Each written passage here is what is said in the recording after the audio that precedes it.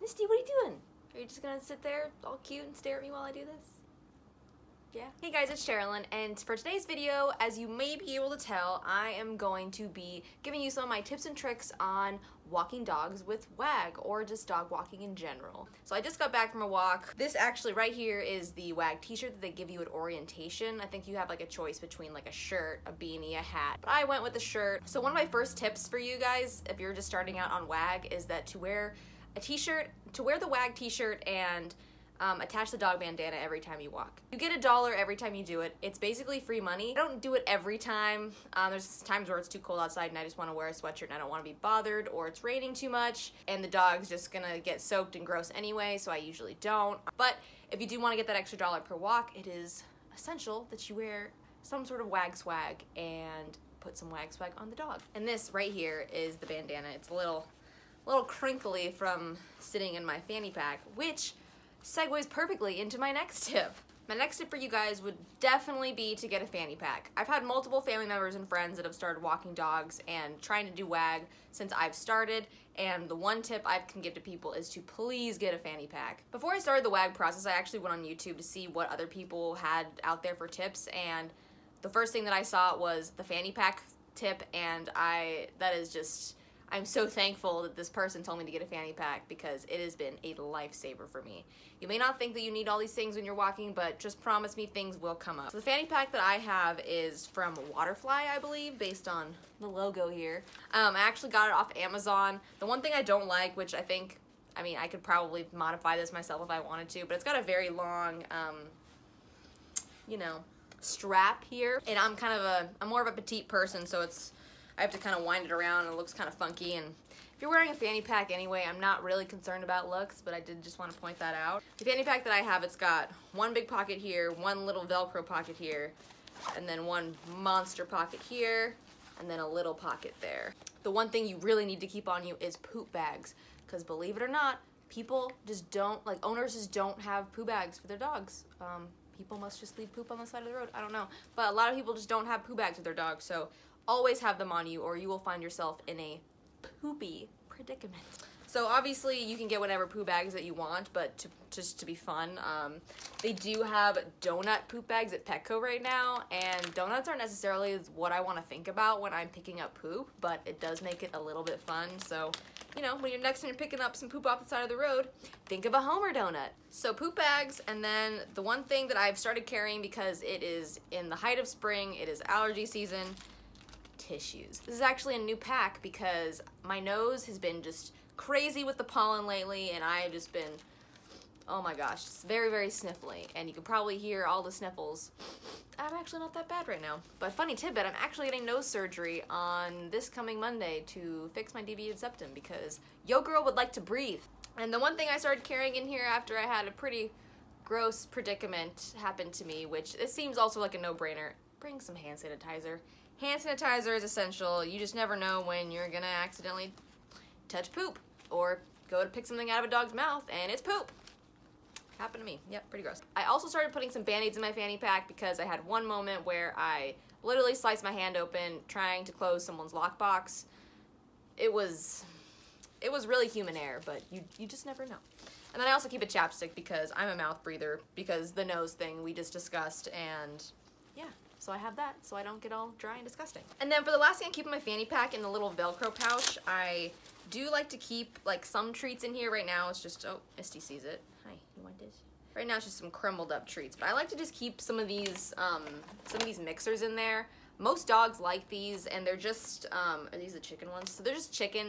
So usually dogs are okay with that, but I don't usually give treats out as a lot because dogs do have allergies that I'm usually not aware of, so I try not to do that as much. But if the owner gives me a treat or something, or if there's treats there, I'll usually put a couple in here for the walk, because you never know when a dog just doesn't want to walk and just wants treats, because that happens as well. For my next tip for you guys would be to get some wireless headphones. These are not the most ideal ones just because I'm not a big fan of the in-ear headphones. Funny story about these, I actually got them for Drew, my boyfriend, for Christmas, and literally 2 days after I bought them for him and wrapped them, his company got him Beats headphones for their company Christmas presents. I was like, well fine. So I'm using them now. I'm probably gonna actually invest in some AirPods soon, because I just like the way that they fit in my ears better, but these do work pretty well for now.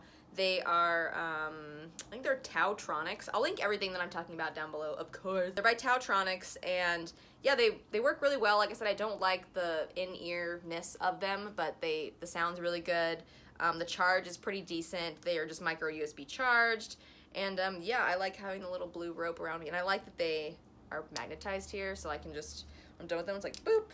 It's very, very satisfying. So yeah, I do like those. The reason I would recommend wireless headphones is because I think it was my first 2 or 3 walks, I was using just my regular earbuds, and trust me, a dog is going to jump up on you and rip those bad boys out of your ears so fast, so it's much easier when they're wireless. And you are gonna want headphones, because if you don't have a podcast or music or something, you're gonna get super bored. And that moves on to my next tip, is to find some good podcasts to listen to, because when you're getting on those hour-long walks, it can be kind of boring, and you're just like, okay, I'm just walking now. I mean, it sounds silly to want to be bored when you're walking, but I'm the type of person that like doesn't go running because it bores me and because I just don't like to run. But yeah, I was listening to music my first few walks, and it wasn't really engaging my mind while I was walking. So once I started listening to podcasts, man, those walks started going by so much faster, and I'm just learning all kinds of fun stuff on my podcast. So some of my favorite podcasts I like to listen to right now, I really love Armchair Expert by Dax Shepard. I don't think there's any person out there that wouldn't like Dax Shepard. He's very, very likable. Him and Kristen Bell are very human, and she's on the first episode of his podcast. I absolutely love it. Love the people he interviews. I love the conversations. It's honestly, Dax Shepard's not someone that I thought I would love so much, but after listening to this, I'm just like, I love you, Dax Shepard. You are perfect. Actually, he would hate me saying that he is perfect, because he's not perfect, but he's like perfect in an imperfect kind of way, which is kind of perfect. Anyway, so I've listened to Armchair Expert by Dax Shepard, and I've also been listening to Case Files, and right now I'm listening to a Case Files episode on Silk Road. It's very fascinating.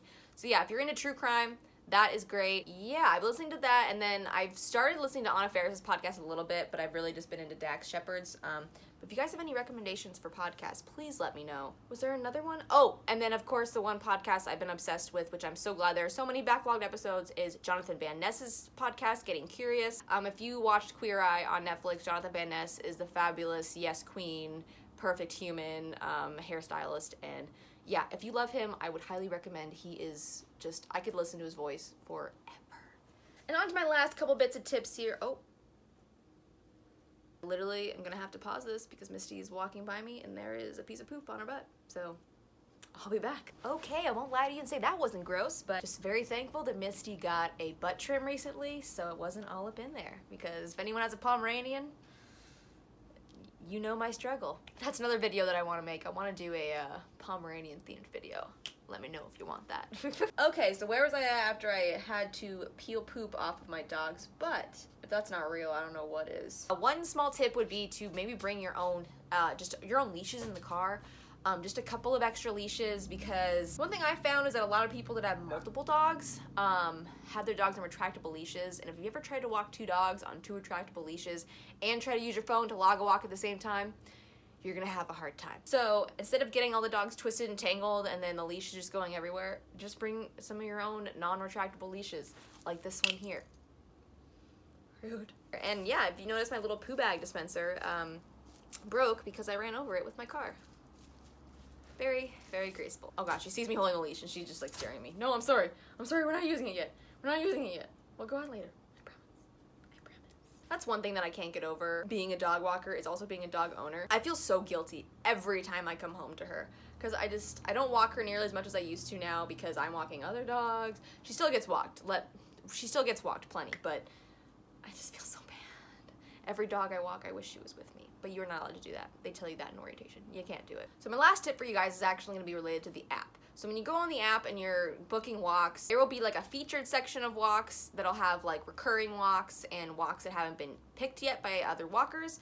And then there's a list of the on-demand walks. And then you can also browse through the walks through the weeks. So through the current week and then usually through the next week out is as much as you can really see. What I've noticed is that if there is an on-demand walk, which on-demand would mean someone wants their dog walked now, of course. An on-demand walk, if it doesn't get picked up, that base payout for that on-demand walk, I obviously don't know the algorithm or anything because I don't work for WAG, but basically that on-demand walk, once it hits certain time thresholds where it's not being picked, the base payout for that walk will increase.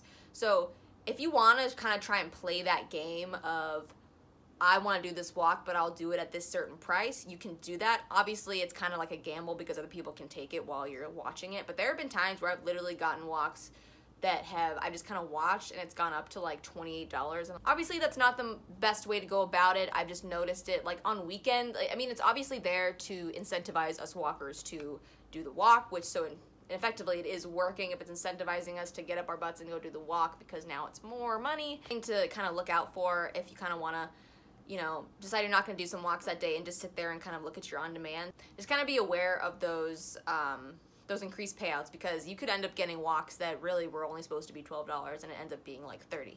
It's happened to me multiple times, and trust me, it's awesome. Okay, so I think that'll be the end for tips and tricks for me out there in the whole walking world. But yeah, let me know if you have any questions for me, or you like any other tips on certain things. I'm all ears. I'm totally love getting into this dog walking thing.